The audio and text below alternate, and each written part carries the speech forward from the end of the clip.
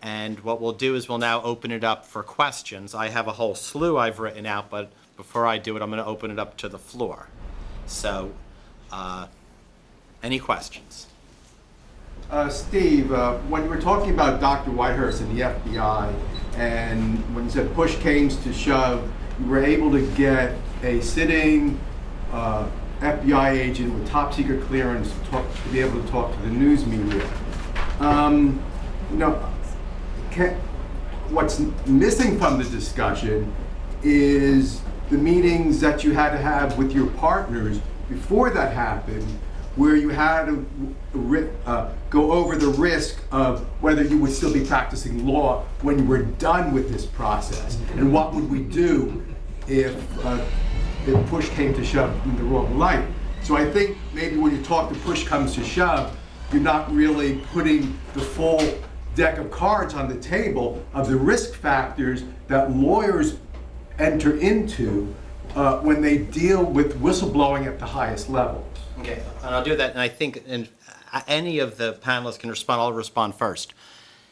In dealing with a whistleblower with high-level information, and you know the whistleblower has classified information, and you're trying to make sure no classified information is ever disclosed, everyone who's participating in that process has a risk. And I know Mr. Solomon has personally had some of those issues, and he can talk about them with some of the searches. But yeah, when you're on, when you are standing up for a client, and that client is very controversial, not because they're a good or bad person, but the information they have is electric, is radioactive, and can cause change. There are risks both to everyone who's involved in that process, and it has to be weighed. And again, if you're a whistleblower, you need to partner up with lawyers and with journalists who are willing to take that risk. If they're not, they may abandon you in your time of need. On the other hand, it's the understanding and the respect for that risk that I think would lead to the caution necessary that you never have a disaster. And I'm just going to open up with those comments to the other panelists. If you'd like to say something from a journalist perspective or how you've worked on it. About the risks of... the risks not just of the whistleblower, but the risks that are implicit in a controversial story. Excuse me. When you're dealing with classified information, it's always, that's the riskiest. That combined with an anonymous source who more than likely is not willing to go on camera or go public, because particularly with the Larry Franklin case and all of that, there is a separate national security law that you have to deal with, and so you proceed very slowly and cautiously, and generally what I've been able to do, and I'm sure it's true of everybody here, is that you take, it's like off-the-record information. You were not going to broadcast it or publish it, but you're going to use it as a lead to verify the nut of it, and in either unclassified way or with senior government officials who will in effect declassify it for you. And I know that that's happened to me in a couple of instances where somebody way down in the trenches leaked us something and couldn't go with it, and I worked my way up the chain and got to a senior intel official, and then they completely laid it out for us, sometimes in the hope of getting us just to not run the story, but other times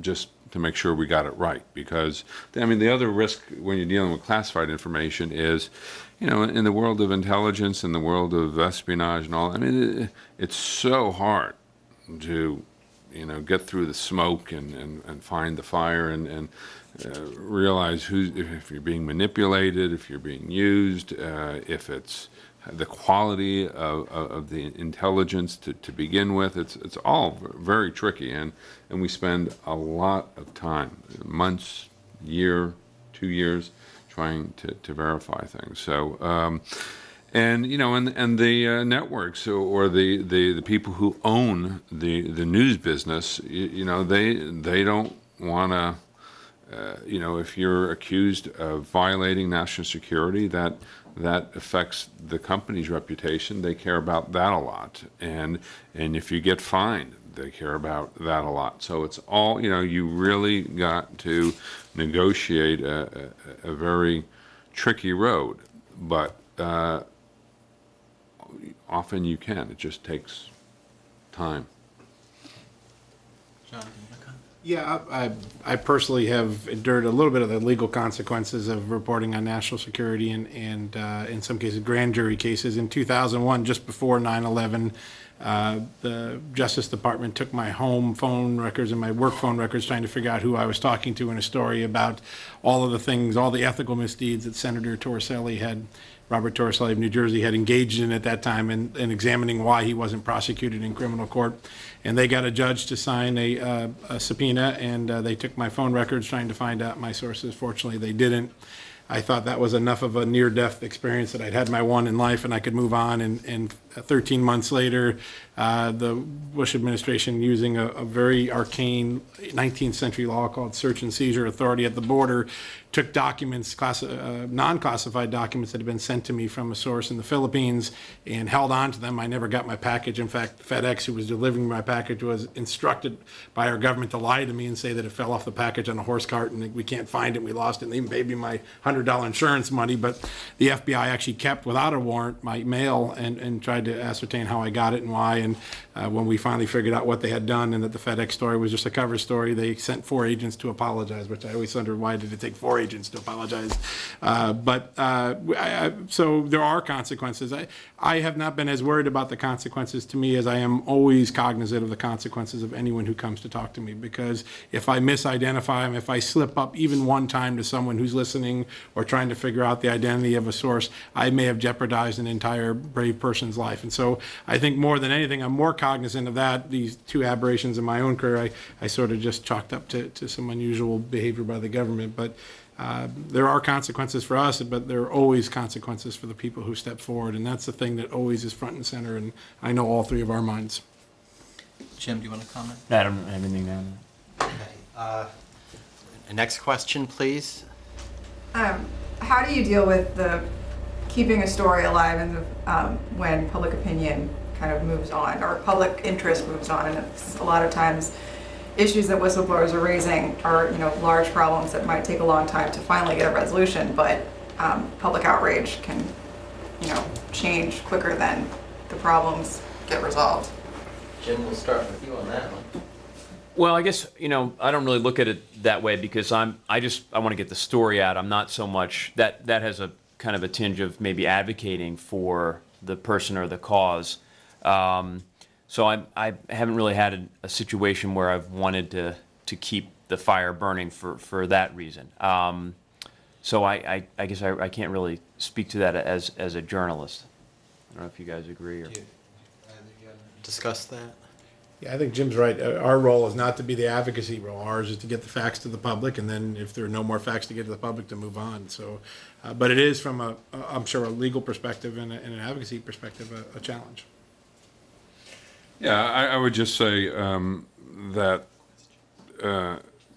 you know, if it's important, it's important, and you go for it and you look into it, and if by the time you get to proving it, the issue has moved on, there really is nothing you can do about it. If it's just not important anymore, either to your editors or to the public. I mean, you might, and I do, you know, argue with my bosses, but I mean, if the practical reality is what was an issue in 2007 isn't an issue in 2009, you know, you're not there to put the story on just to put the story on. You're just there to, you know, report something that continues to be important. I'd also like to state here, and part of our invitation list was to have 3 different types of journalists: news magazine, nightly news, and print. And in terms of the follow-up on a story, and this is something to always think about, because a whistleblower can establish a relationship with a journalist in a sense of the journalist becomes interested in the story. There's usually lots more to the story than is ever initially reported. But a magazine show like 60 Minutes it's harder for them to do lots of follow-up because their format is as a news magazine, a 10, 15-minute feature piece. Nightly news is the same way. They have a very limited amount of time on a nightly news show to do a story, and a follow-up is very rare or much more difficult. Print, on the other hand, is your best chance of getting a follow-up because of the nature of the story, and also, I don't know, I hope my panelists here don't take offense to this, but at some point, it's almost like a baseball game, like a sporting, like who wins at the end. You have an issue, and there are people that will want to follow that issue all the way through to a conclusion. And print is the best way to do that, from my perspective. It may come back into the electronic media if some big changing event happens, but print is the best way to follow up on it. And again, we have here 3 representatives from the national news media. I know some of them have roots in local news media, and often a story that was a national story at one point may become a local story because there's just a lot of interest in that local area. So it's just a question of how that story is moved. Well, I would beg to differ slightly on that, and to protect my own parochial interest. And that is, I think sometimes, particularly a broadcast like 60 Minutes, which is the most watched broadcast in the country, it like a national newspaper, the Washington Post and New York Times, it can set the agenda, and we will put a story that might land on page 815 of a daily newspaper. We'll showcase it as one of the 3 on Sunday night, and like the Dick Clark story, like a number of stories I've done, it then gets picked up by the daily papers, and the daily papers may do the incremental follow-up that we won't do. But listen, if a whistleblower goes on camera and then suffers some serious retaliation, we'll be all over that, and there will be a follow-up story. But there also will be in the newspaper, and there's sort of a symbiotic thing going on with print and TV. I think particularly when you're dealing with the national broadcast media. So. And he's 100% right, and I'll just going to tell a story from 60 Minutes as an example. We did a show, we worked with 60 Minutes on a show dealing with Sibel Edmonds, a translator from the FBI, and as part of that show, we just had one person on a 1-minute segment of it who was a unit chief who went on the show and said that what Sibel Edmonds was saying, she had credibility. Well, that unit chief got retaliated against immediately after the show, and 60, to its credit, rushed right in there and did a second show, like 2 weeks or 3 weeks later, on the retaliation of the witness. And then that triggered an inspector general investigation, and the assistant director who engaged in the retaliation was removed from his position. I think it's the only time that I know of at the FBI where a manager was actually removed from their position for retaliating against a whistleblower. That it explains from my perspective as a lawyer, when a major media outlet does, in other words, it's one of the reasons why it's to a whistleblower's advantage, takes on a case like Sibel Edmonds and explains what happened to her, and she also was vindicated by a full investigation. It is very dumb for an employer to then start retaliating against witnesses because thankfully, it's been my history with the press that the press doesn't like to see their sources getting slammed and will rally up. So I'm only talking in generalities. There will often be a good follow-up. So I hope that corrects the record. Another question, please? Well, I have a question. Rich, when you were discussing Dick Clark, you mentioned that he was able to frame the debate, which is very unusual in many respects. A lot of whistleblowers and don't really get to frame the debate. The media frames it for them. A prime example that I have was after 9/11, we had information that it was well known that the nuclear power facilities were at risk for airstrikes, and the federal government was covering up that fact. And we had leaked to us the information that demonstrated that, so something could happen to address the issue.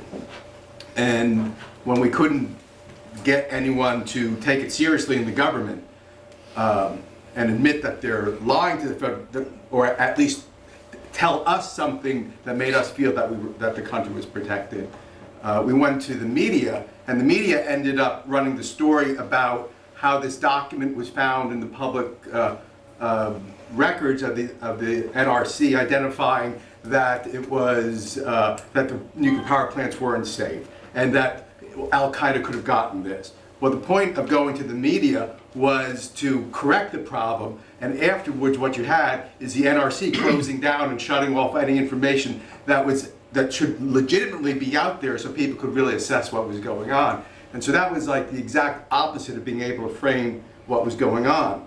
And so I'm wondering with Dick Clark, was there something in which he was able to do to frame the debate? Was it his level of sophistication? Did he have an attorney? Did he have a representative? Why was he able to frame it so successfully?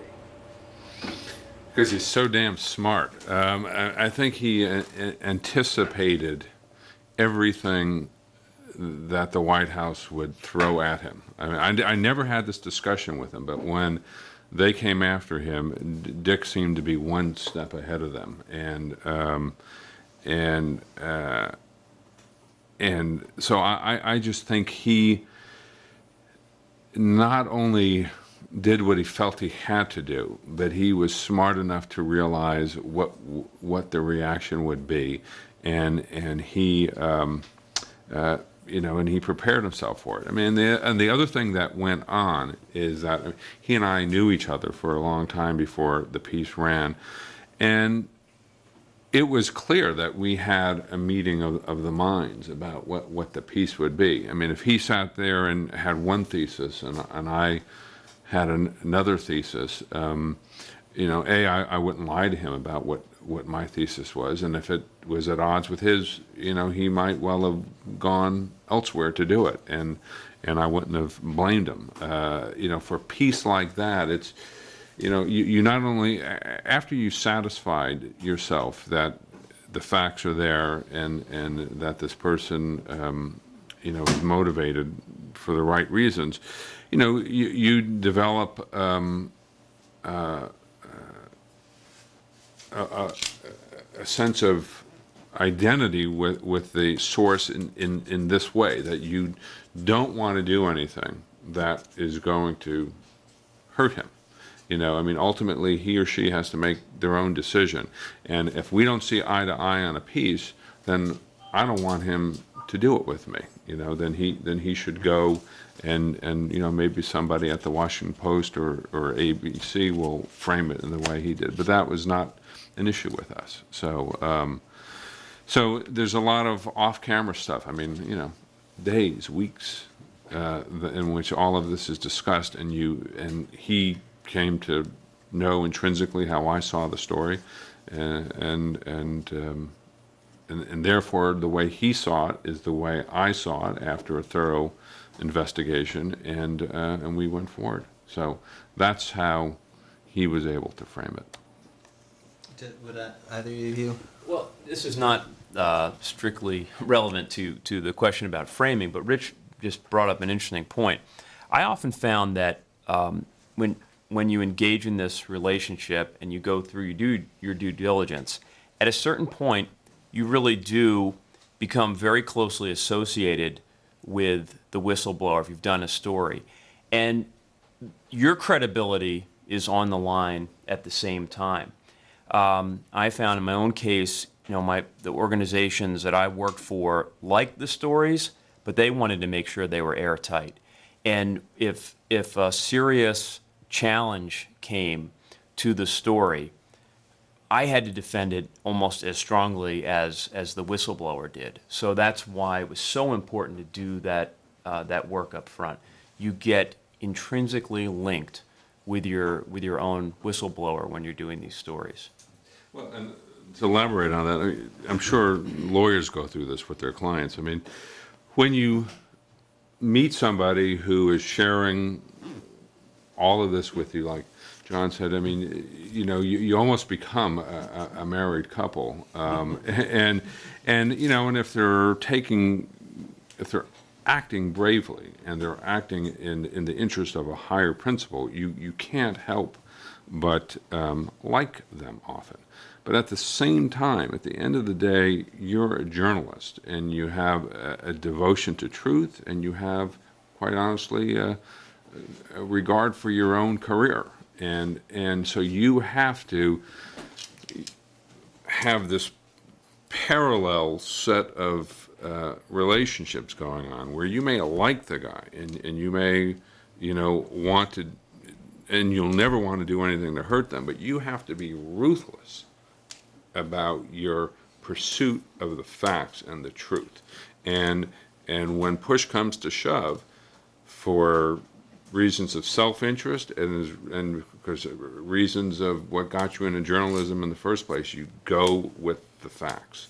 And I mean, one of the classic examples, before my time at 60 Minutes, I forget his name now, some Vietnam-era colonel, I want to say Herbert, I don't know. He came to 60 Minutes with this unbelievable story. Mike Wallace and Barry Lando was the producer. And they went weeks and months going down one avenue about what the story would be. And at the end of the day, Barry Lando, the producer, realized that this guy that he had gotten to know and like was actually a fraud and was perpetrating a major fraud on the U.S. government and on 60 Minutes and the news media. And Barry turned the tables. And in the end, his devotion was to the facts, to the truth. And so that, I guess the point is, you can like somebody, you can identify with somebody, but at the end of the day, it's got to check out, and we check it out ruthlessly, Our devotion to the truth is ruthless, rather. So that's my elaboration, sir. These guys summed it up perfect. I remember one little incident of a guy I'd written some stories about and gotten this side of the story about, and I always sensed there was something he hadn't told, and I couldn't get it from anyone, and finally one day I found the flaw in his background, and I put it out there, and I remember how indignant he was. Well, how could you do that? Well, that's what we are. We're not friends at the end of the day. We're ultimately, professionals, and we entrust it with the public's trust of getting the story completely. And if you didn't tell me something and it's essential to the American public, we're going to report it. We're not there to be your advocate. And I remember how angry he was. I would go home that night and think, oh, that was a very powerful moment, screaming and yelling and calling me names. And but that's what we're entrusted with, and we really have to stay true to it. It's hard not to get attached to these whistleblowers, and you have to constantly keep pulling yourself back, constantly reminding yourself that even though in their humanity and what they're going through, your job is to stay as neutral and as honest and arbiter of the facts as you can be. And I'm going to throw out a question to the panelists. I hope it's appropriate. I just would like each of them to respond to their view of protecting sources, even though under the U.S. constitutional interpretation, there's no First Amendment right to keep a source confidential.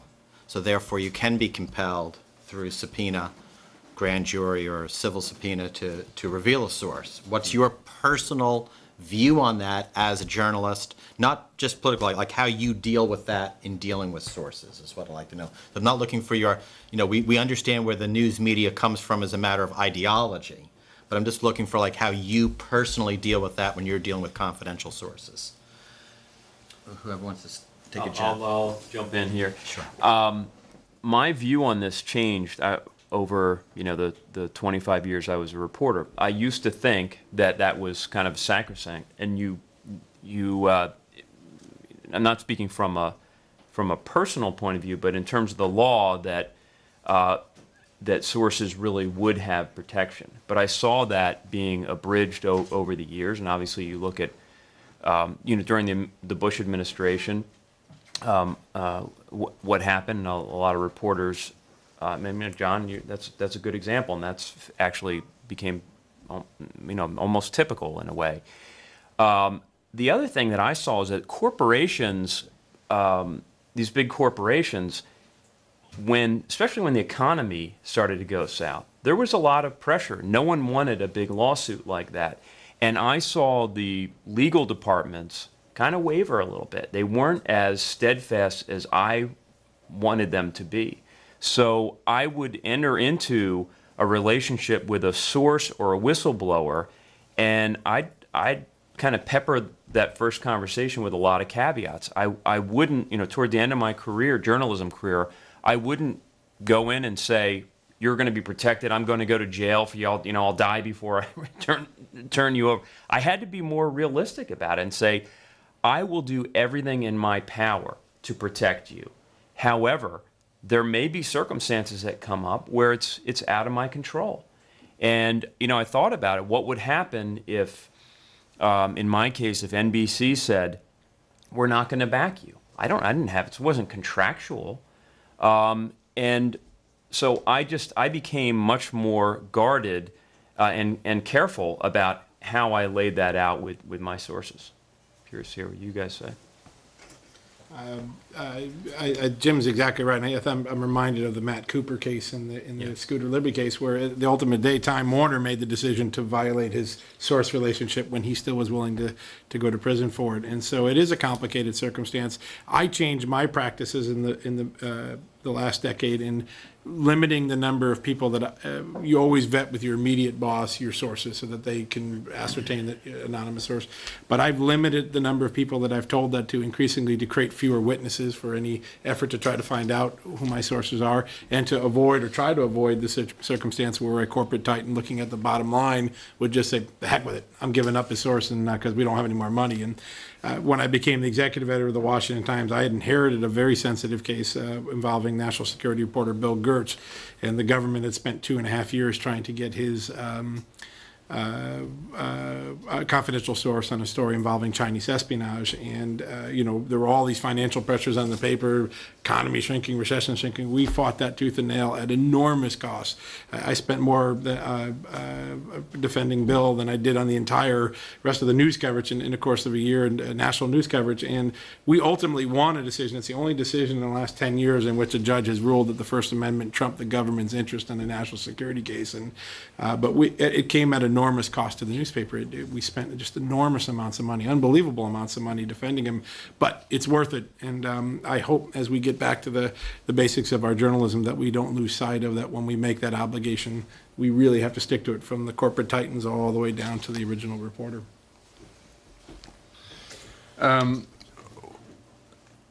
Yeah, I mean, the question is, at what point are you willing to go to jail for a source? And, I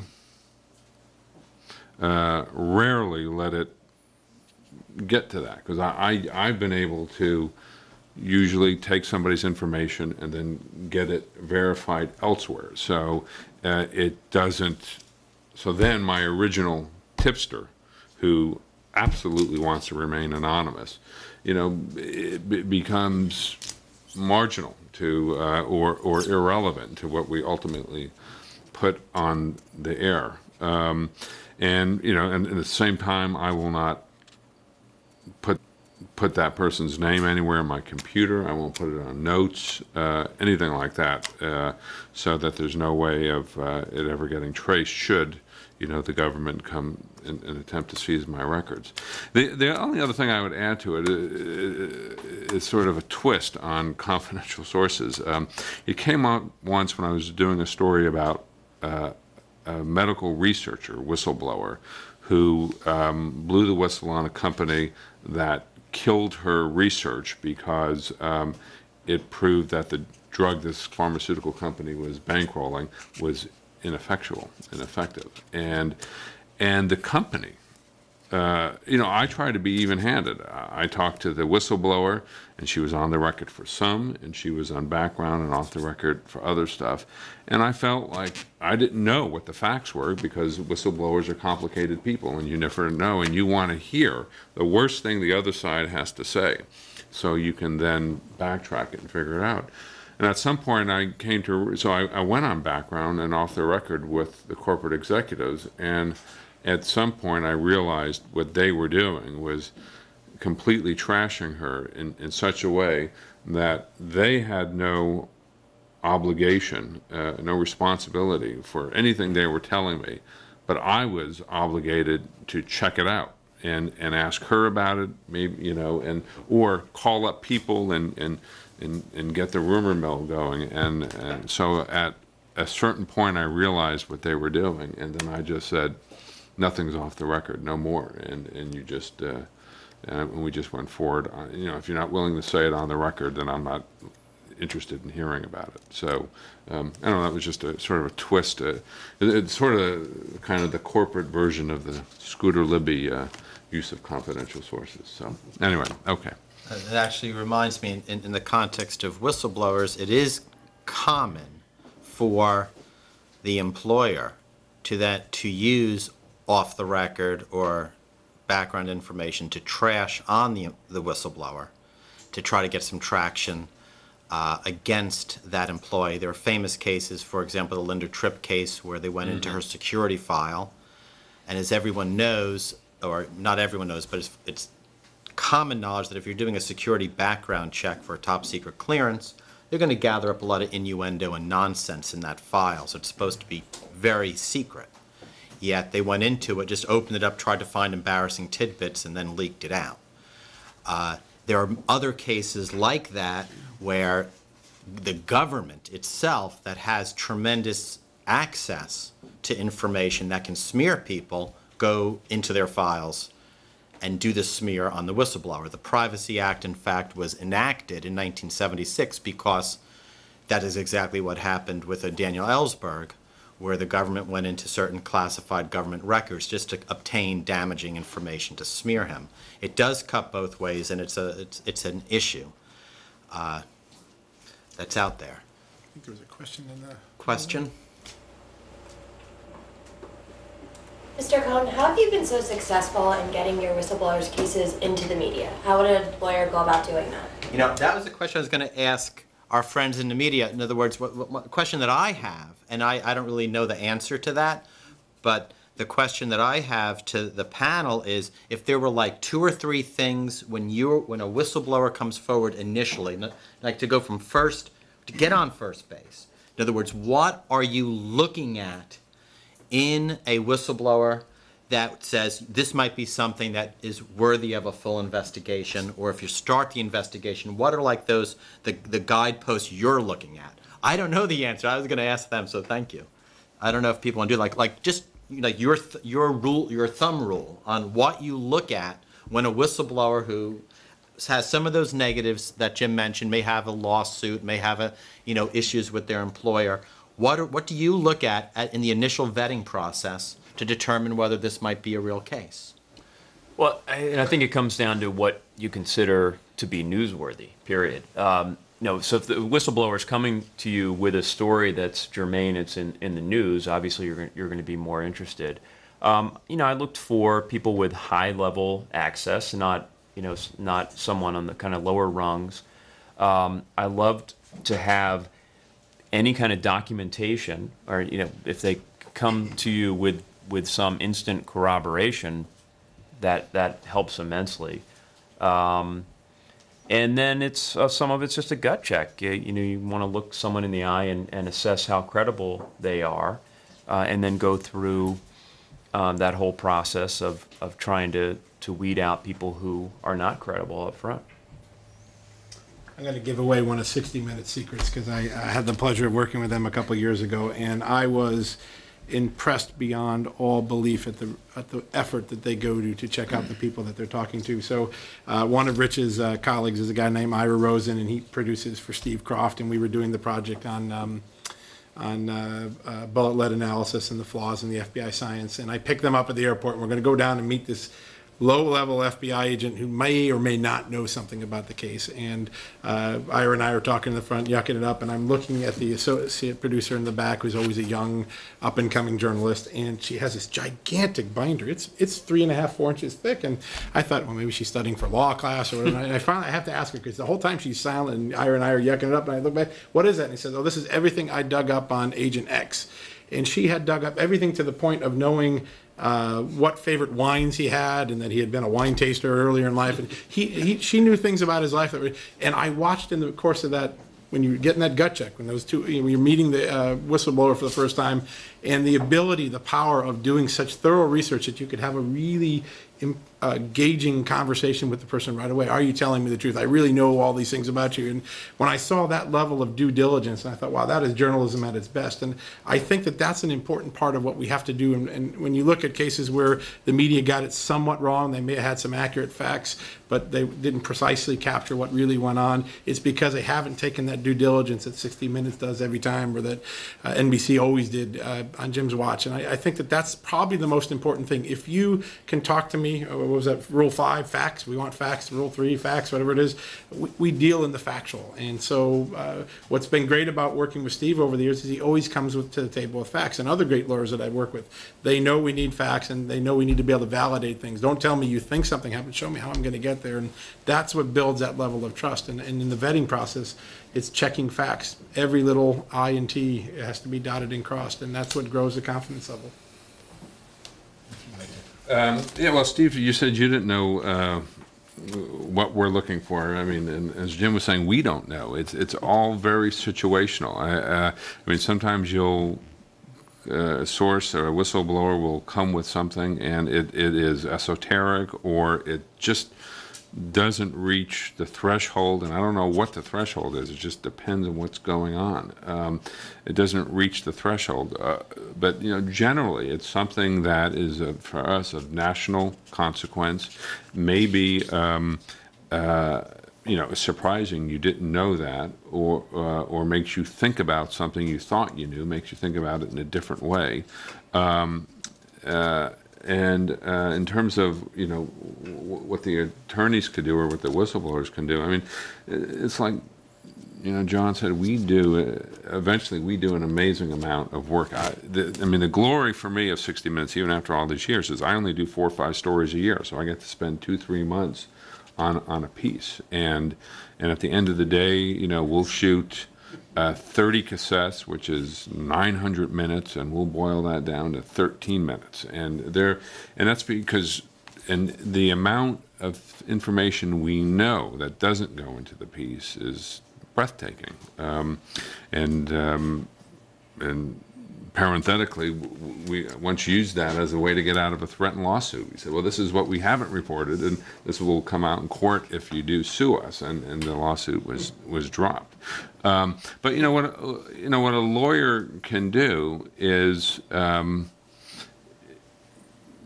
the story, know the case, and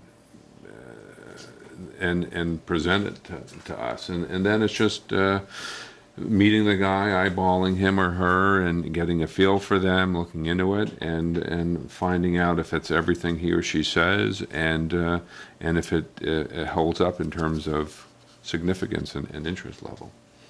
But it's a very general. I mean, it's so general. It's you really.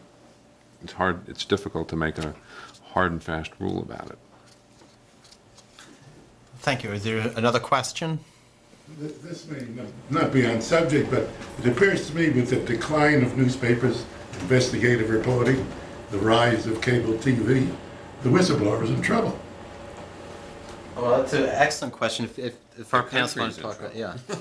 Arguably, yeah. It's with the diminished resources for investigative reporting is it's a real problem. Do you want to comment on that? Yeah, I have 2 theories. One, we're expensive investigative journalists. That's the first thing.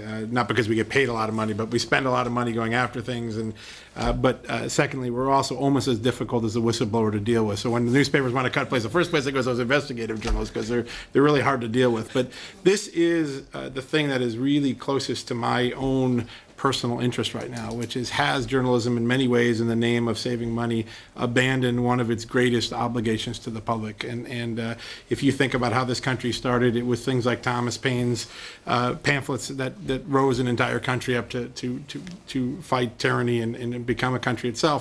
And yet today, so much of newspapers has become myopic. We either analyze what happened yesterday or we write about what we think is going to happen tomorrow. And so few people are trying to find out what really is going on, because it takes time and it's hard. You've got to spend hours at a dinner table talking to a whistleblower that you may decide at the end of the night wasn't worth talking to because they want to tell you about the illegal parking going on in front of their house instead of something substantive. But it's something that we as a profession need to get a hold of. If I was going to write a book today, I think I'd entitled "Stop the Whining, Not the Presses." I mean, we've sort of convinced the public that we're not that worth that much to them anymore, and we've sort of ruined our own business model through our own professing of silliness. But I do really worry about this, and one of the things that we talked about the Packard Media Group, one of the things we're working on is to try to come up with a business model to support a robust investigative journalism. The place I'm at now, I'm a journalist in residence at the Center of Public Integrity. It's a nonprofit center that just spends money to do accountability journalism every day. And there's an outfit out of New York, ProPublica, that's doing the same thing. And it will be sad if investigative journalism has to transfer outside the profession to be sustained. But I'm glad some people are stepping forward. And my goal is within the profession is to try to convince editors and publishers and funders of media companies that investigative journalism, one, is essential to public discourse, and two, it can be profitable if done the right way. And I think that we need to, four great minds at this table, need to figure out how we convince our bosses of that. John and I were chuckling when Rich was talking about having months to work on a story, because any news organization that's not, especially not a magazine, there's a constant pressure to churn it out. Investigative units are costly and they're time consuming, and the traditional models are probably will go away or really decline significantly. However, I'm not quite as downbeat about it, because there are all these other new models that are starting with the web. I mean, there's a guy I was reading about a while ago who has a notion that he's exploring now, where within local markets he kind of publicizes an area of inquiry and investigation, and then solicits donations from interested citizens. And it's kind of like a little microfinancing way on a local level to finance an investigation. It's not traditional, but if it works, fantastic. So I'm a little more optimistic. I think just the forms are going to change over the next couple of years. Okay, given the time, I'm going to ask our panelists if they'd be so kind, if they have any concluding remarks that they want to share with the audience as we wrap it up. So I'm going to go in the reverse order. So I'll start with John, if there's anything you want to say in closing. I just want to thank everyone for their time today. This is such an important aspect of democracy, being able to make sure that government and political leaders, business leaders are held accountable, and that their secrets can be brought to light when they need to be. So just the fact that we're having this conversation, I think, helps a lot to educate the public, and for C-SPAN to be here. There's a lot of important journalism to be done, a lot of important whistleblowing still to occur, and I hope that each member of the public and each person here today helps us engage in that, and we do some good. Thank you. Jim? I would just add that for any whistleblowers who are listening in, I hope they're not discouraged by some of the negatives that we pointed out today. I think we all have agreed that it's an incredibly important function, and some of the best stories that any of us have worked on. Yeah, I would just say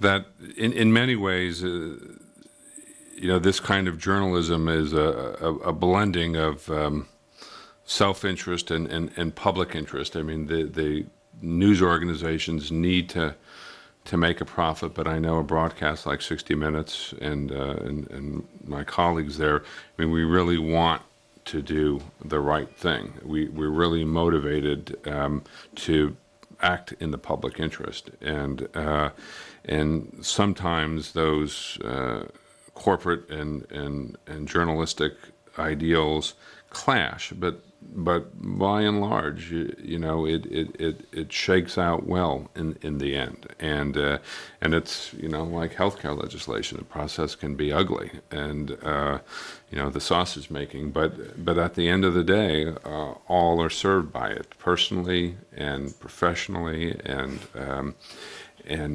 whatever it is that's driving the whistleblower, and hopefully what's best for the country. So. In light of that, I invite all whistleblowers to, beat the path to 60 minutes. Thank you.